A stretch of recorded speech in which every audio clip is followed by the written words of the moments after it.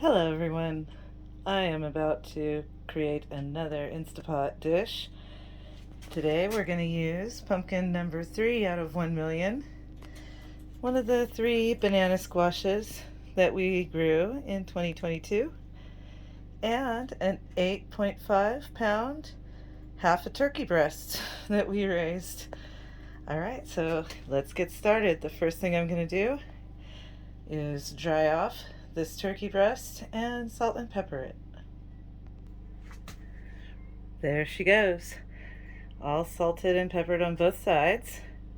And here's the cast iron pan that Matt used to make breakfast in this morning. Some sausages to go with homemade sourdough English muffins. Oh my gosh, to die for. Anyways, it's just got some sausage grease in there. I'm going to put some more butter in there, and I'm going to use this to brown or sear the turkey breast instead of the Instapot, just because I get tired of the burned food icon coming on.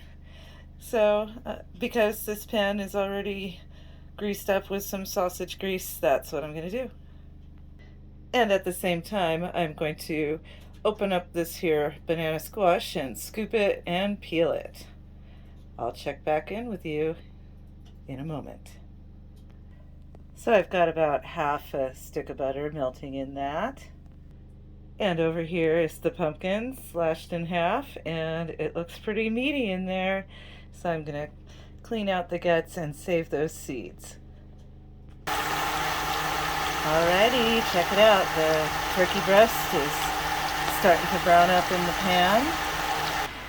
And one of the things I'm really enjoying about this banana squash, aside from its satiny, smooth, just pure pumpkin, delicious tasting flesh, look at how thin the peel is.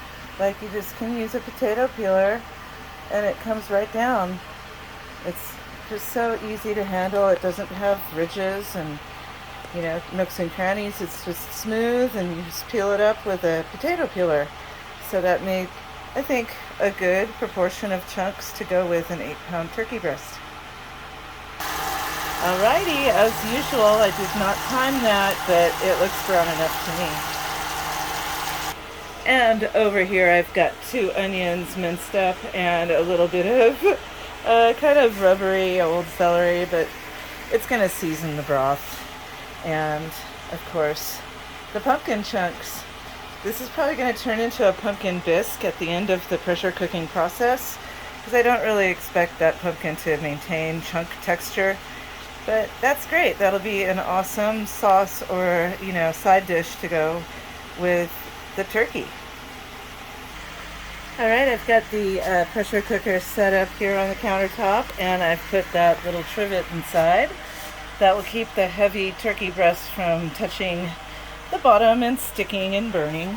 And I've got the trace amount of minced garlic that I've put water in, and I'm going to add some spices in there. We've got some celery seed, we've got fennel,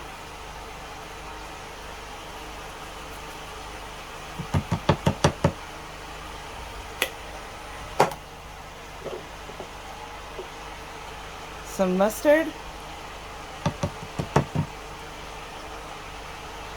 I find these shakers don't release as much spice as I like to use. So, one moment please. That's better. Some onion powder.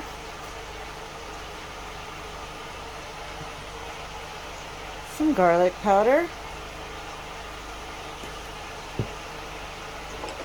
We've got rosemary.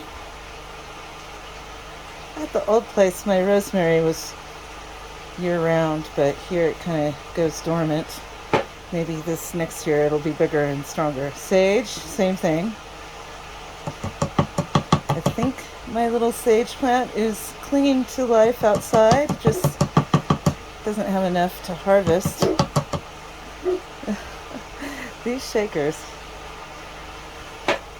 And some thyme. Same with the thyme as well. Those are 3 of my favorite culinary herbs. Thyme just really gives it that more Thanksgiving turkey flavor. All right. Oh, I forgot to mention I also put some oregano leaves in. So I'm shaking that up and I'm gonna dump that there in the bottom. And up next is some turkey broth that I put up in December of 2021, just before we moved out here. So that looks like, to me, that's about 3 pints worth of liquid at the bottom of the pressure cooker, the Instapot. And looking at this guy as it browns up, I'm thinking I'm probably going to have to cut that in halves or quarters after all, because I'm just not sure exactly if it will fit in here as is. So I'll check back in with you in a moment. Well, that was a simple matter to quarter that, and that also gives us some more surfaces to brown. So I will check back in with you when that is browned up and ready to pop into the Instapot. All right, I'm going to call these done. I'm going to plop those into the pressure cooker, and my son is going to help me put the drippings on top. So I'll be right back. Okay, there it is in the liquid, and check out how close it is to the max. And what that says to me is that I'm probably going to end up having to put this on slow cook, because the pressure cooker max is almost attained. That's my most common bugaboo using the Instapot. So I'm going to put the vegetables in, and I will gauge how much over the max it actually is. So I've gone ahead and put in the onion and celery, and that brought it just to the pressure cooker max line. And so I've made a decision. I'm going to do the pumpkins separately. So I'm going to get this lid on here, and because it's about 8.5 pounds of meat, I'm going to put it in for about an hour and a half. Pressure cooker's on. Plugged in.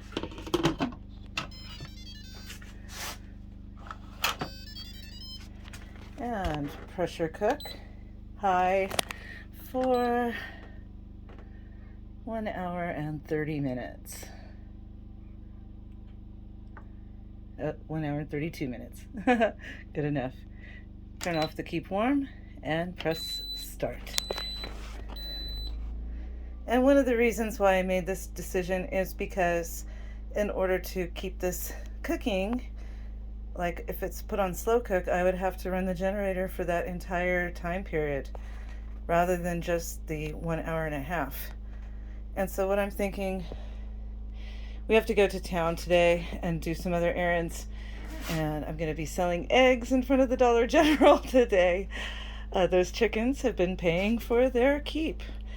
Anyways, so I really only have an hour and a half for this to sit here on the generator. And so I'm thinking I will finish it and remove the meat and then pressure cook the pumpkin in the broth separately when the meat is done. And that will be less full, over full. The max line will not be exceeded.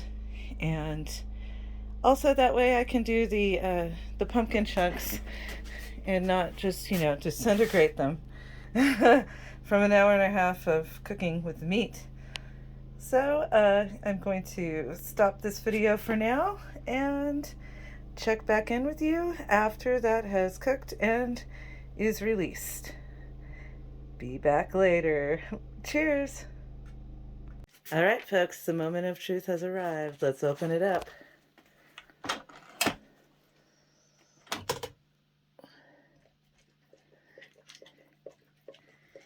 That smells really good. Okay, I'm gonna pull those chunks of meat out. Ooh, well, that is just moist and tender looking and smells like Thanksgiving. And there's a lot of broth in there. And I've got the pumpkin number 3 to put in there, so I'm gonna do that now. There it is, loaded up, and I really like the satiny texture The pumpkin turned when I cooked it with rabbit for 25 minutes. So I think I'm going to do that. Cook this in the broth for 25 minutes. And I will check back with you when that is finished. I'm going to serve this with some stovetop stuffing. All right? All right. Take care. I'll be back soon. All right, the time is up, and we release the pressure. So we're gonna open her up. All right, here we go. Ooh, look at that squash. That looks good. Oh, it smells good. Yummy. All right, there we go. Delicious dinner made by Nonner. We've got squash, the turkey, and some stuffing. We're gonna try to get all three in one bite. Ambitious.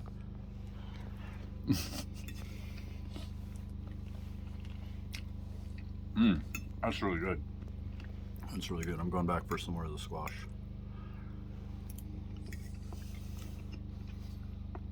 Two thumbs up. Good morning. It is day 2 of this recipe. And I have cubed up all of this turkey breast and put it back here in the pot with the broth and the squash. And at the same time, I put some more of the broth on the stovetop with pearl barley. And that's going to plump up, and I'll add that back into the mix. And for some greenery, I'm adding these frozen peas. Yep, there it is stirred up, and I'm just going to cook up the barley, and I will show you the finished product in about half an hour. And there we go. The barley is all plumped up and ready to add to the soup. Oh yeah, that's looking rich and thick and more like a stew even than a soup. And that's going to be so good for dinner. And just for more nutrition and for a little bit of that cheesy umami kind of taste, I'm going to add kind of a lot of this nutritional yeast, because 1.5 tablespoons is 1 serving. And I think that's gonna actually make it taste even more rich and delicious, as well as adding all the B vitamins. All right, so thank you so much for checking out day 2 of the turkey and squash number 3 extravaganza.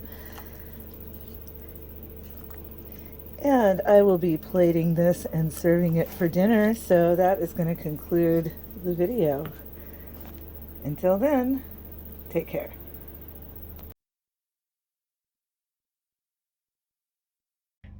Well, everyone, the moment of truth has come, and I made this cornbread using apple chili jam that I put up in 2021 before we moved out here from apples the neighbor handed over and my own chilies. And I also put a lot of cheddar cheese in there.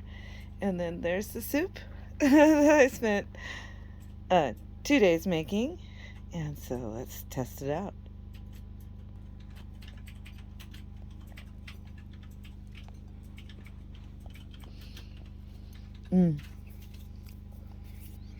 Yeah. Yeah, Matt described it well. He said it's fluffy. That apple chili sauce. The cheese is moist.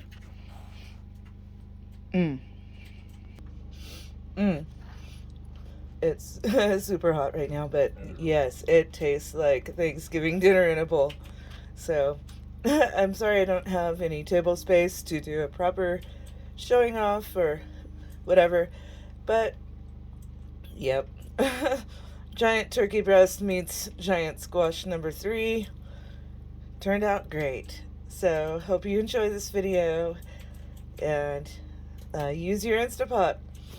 Have a great day. Thanks for watching. Cheers and blessings.